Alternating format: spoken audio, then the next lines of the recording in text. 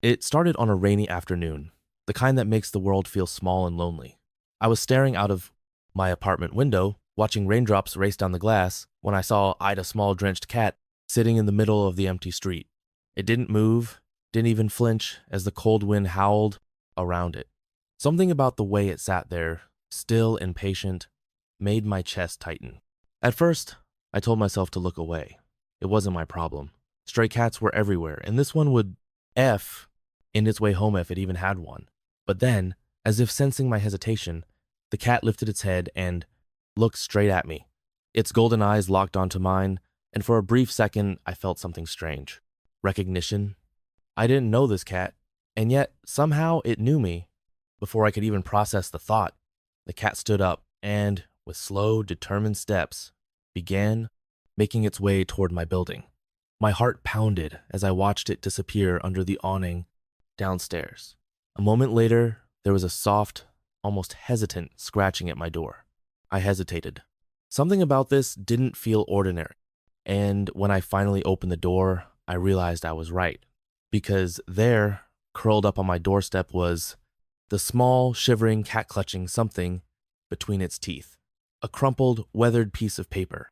I bent down, carefully taking it from the cat's mouth. My fingers trembled as I unfolded it, my breath catching in my throat. It was a letter, and it had my name on it. I stared at the letter in my hands, my breath shallow. The paper was damp, its edges torn and fragile, as if it had traveled through time and weather just to reach me. My name, written in faded ink, sent a chill down my spine. Who had written this?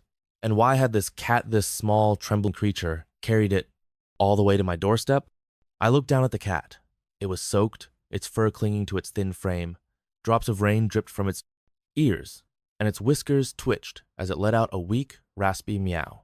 There was something in its eyes, exhaustion, desperation, but also trust. It had come here for a reason. I swallowed hard. My first instinct was to close the door, to step away from whatever this was. But I couldn't. The cat didn't move, didn't run. It just sat there waiting, as if it knew I would let it in. Slowly, I crouched down, reaching out my hand. The cat flinched slightly, but then, after a moment, pressed its cold, damp head against my fingers. A lump formed in my throat. It was shivering, its tiny body barely able to hold itself up. I hesitated for only a second longer before I scooped it up in my arms. It barely weighed anything, its fur matted and tangled. I could feel its heartbeat, fast and unsteady, against my chest. I didn't think. I just acted, carrying it inside and shutting the door behind us. I grabbed a towel and gently wrapped it around the cat, rubbing its fur to warm it up. It let out a soft purr, barely audible, as if too tired to make a sound. I placed it on the couch, watching as it curled into a tight ball, its eyes heavy with sleep. Only then did I remember the letter still clutched in my fingers. My heart pounded as I turned it over, my fingers trembling as I carefully unfolded it. The ink was smudged in places, the handwriting familiar yet distant, like a voice I hadn't heard in years. And then I saw the first words. I gasped, my hands tightening around the paper, because I knew who had written it, and they were supposed to be gone. That night, the cat barely moved. It stayed curled up on my couch, wrapped in the towel, its breathing shallow and slow. I sat nearby, staring at the letter in my hands, my mind racing. The handwriting, the way my name was written, it all pointed to one person. Someone I had lost long ago. Someone I had never expected to hear from again. But how? And why now? I glanced at the cat, feeling a strange mix of emotions. Was it just a stray that happened to end up at my door, or had it really been carrying something meant for me? The thought unsettled me, but more than that, it made me feel responsible. This cat had traveled through rain, through exhaustion, through something unknown to bring me this letter. I couldn't just ignore that. I got up and walked to the kitchen, grabbing a small bowl and filling it with water. When I placed it near the couch, the cat barely reacted. Its ears twitched slightly, but it didn't move to drink. My chest tightened. It was weak, too weak. I tried offering it a little foodsome, soft tuna from a can, but again, nothing. It just lay there, staring at me with tired golden eyes. Doubt crept into my mind. What if I had made a mistake? What if this cat was too sick, too far gone? I wasn't a vet. I didn't even know the first thing about taking care of a stray. Should I have taken it somewhere else instead? The thought made my stomach churn. I wanted to help, but I didn't know if I could. The night passed slowly. I barely slept, checking on the cat every hour, listening to its soft breathing. The rain continued outside, tapping against the windows like a quiet reminder that the world was still moving, even as I sat frozen in uncertainty. The next morning, the cat was still there. It hadn't left, hadn't tried to run away. That had to mean something, right? I sat down beside it, hesitantly reaching out. This time, when I stroked its damp fur, it didn't flinch. It let me, and after a few moments, I felt something small, but real, a faint, slow purr. It was the first sign of trust, and somehow it was enough to make me believe that maybe, just maybe, I hadn't made a mistake. Taking care of the cat wasn't easy.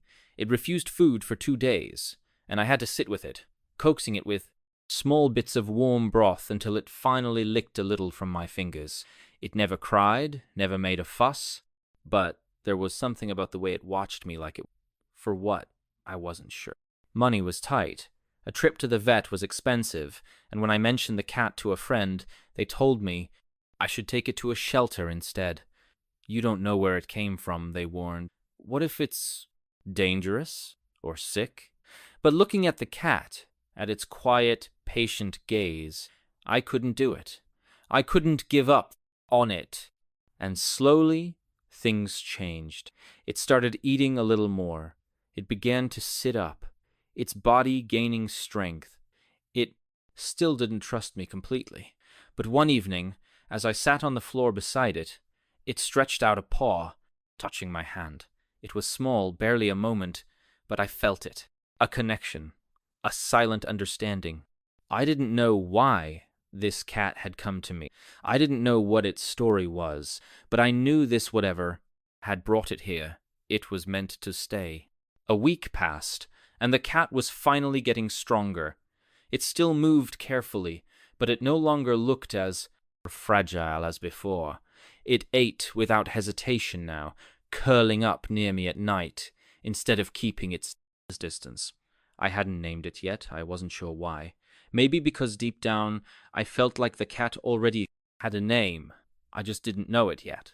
One evening, as I brushed its fur gently, my fingers touched something beneath the thick coat. A small, rough patch near its neck. A scar. I frowned and leaned in, carefully parting the fur to see it better. It was old, healed, but still noticeably a long, thin mark that curved slightly, as if something sharp had once cut deep. My chest tightened. What had this cat been through? A strange thought crossed my mind. Was this why it had been wandering? Had it been running from something? Or searching for something it had lost? I sat back, watching the cat as it stretched out beside me. I traced the scar with my fingers, feeling the uneven texture. The cat didn't react, only blinking at me with its golden eyes, calm and knowing, as if it understood that I was trying to figure something out. Later that night, as I cleaned up, I noticed the envelope again, the letter the cat had brought. I had read it so many times, but now, with this new discovery, I unfolded it once more, my eyes scanning the familiar handwriting. And then, suddenly, I saw something I had missed before. A single name, tucked away in the corner of the page. Luna. I froze. My heart pounded. Could it be? I turned toward the cat. It sat on the couch, licking its paw, completely unaware of the storm of emotions that were inside me. But the moment I whispered the name soft, uncertain, its ears twitched. Luna, I said again, this time louder.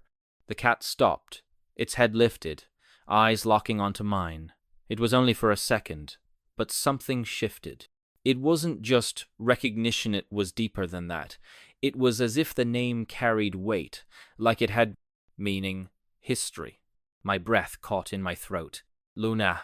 Suddenly, memories came rushing back. A long time ago, when life was different, when love was still warm in my hands, there had been someone who had spoken of a cat, a small, beautiful cat named Luna, lost when they had moved away. The letter, it was from them. A person I had once loved, someone I had thought I would never hear from again. Could it really be the same Luna? Had she traveled all this way, against all odds, to find me? I looked at the catno, at Luna, me chest tightening. Maybe this wasn't just a coincidence. Maybe she had been searching for something all along, and maybe so had I. That night I couldn't sleep. My mind kept racing, trying to make sense of everything. Luna had found me after all these years, after everything that had happened. She had somehow traveled across miles, through unknown places, to end up here, at my door.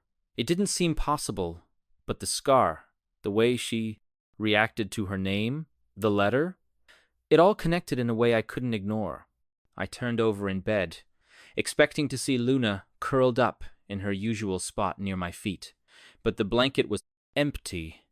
A strange feeling crept into my chest. I sat up and looked around the dimly lit room. Luna? I whispered, but there was no response. Panic spread through me.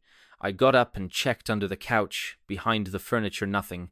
I hurried to the front door, my heart pounding. It was slightly open. My stomach dropped. She was gone.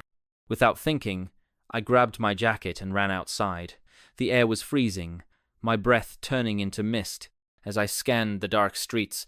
"Luna!" I called, my voice echoing. The streets were empty, the wind howling through the trees. Fear gripped me. She was out there alone, in the cold, in a place she didn't know. I started running. I checked the alley where I first found her. Nothing. I ran past the small park, the empty sidewalks, the quiet storefronts. Every step made my chest tighten more. Where was she? Had she run away? Had she gotten lost? And then I heard it, a faint, desperate cry. My head snapped toward the sound. It was coming from a construction site across the street. Without hesitation, I ran toward it, my heart hammering. The site was dark and dangerous, filled with broken wood, sharp metal, and deep holes in the ground. I carefully stepped forward, my eyes scanning the shadows. "Luna!" I called. Another weak cry.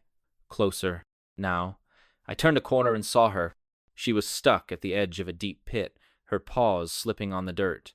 One wrong move, and she would fall. My breath caught. "Luna, stay there," I whispered, slowly stepping forward. But she was terrified. She tried to move, but the ground beneath her crumbled. I lunged forward just as she slipped. Without thinking, I threw myself down, grabbing her before she could fall. Pain shot through my knees as I hit the hard ground, but I didn't care.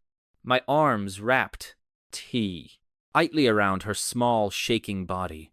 She clung to me, her claws digging into my jacket. My heart pounded in my chest. For a moment, we just stayed there, both of us breathing hard, both of us holding on as if letting go wasn't an option. Finally, I pulled back slightly, looking into her wide, terrified eyes. "I've got you," I whispered. "I'm not letting go." Slowly, I stood up, cradling her against me. She buried her face into my chest, her body still trembling. I held her tighter, feeling the way her heartbeat matched mine.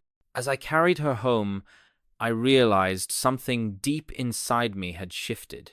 Luna hadn't just found mesh, had come back to me. After everything, after all these years, after all the heartbreak and lost time, she had returned, and I wasn't going to lose her again. When we finally made it home, I sat Luna down gently on the couch, wrapping her in a warm blanket. She was exhausted, her small body still shaking from the cold and fear. I ran my fingers through her fur, whispering softly. "You're safe now," I told her. "You don't have to run anymore." She looked up at me with tired, trusting eyes, and in that moment I knew she had chosen me, just as much as I had chosen her.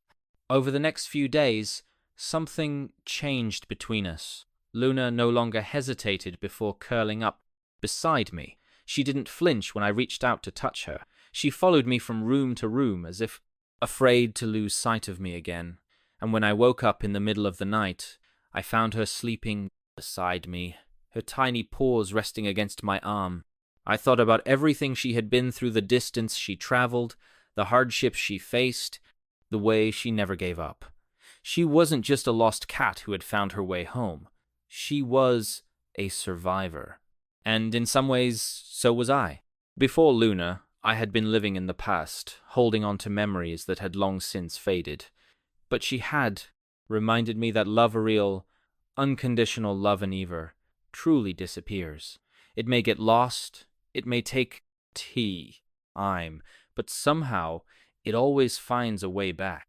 One evening, as Luna sat on my lap, purring softly, I traced my fingers over the old letter she had carried. It wasn't just a forgotten note, it was proof that love leaves marks in ways we don't always see. And sometimes it takes an unexpected messenger to remind us of what truly matters. Looking at Luna, I realized she had given me something far greater than just companionship. She had given me a second chance at love, at hope, at life. Not every lost soul finds their way home, but when they do, when they finally feel safe, it changes them forever.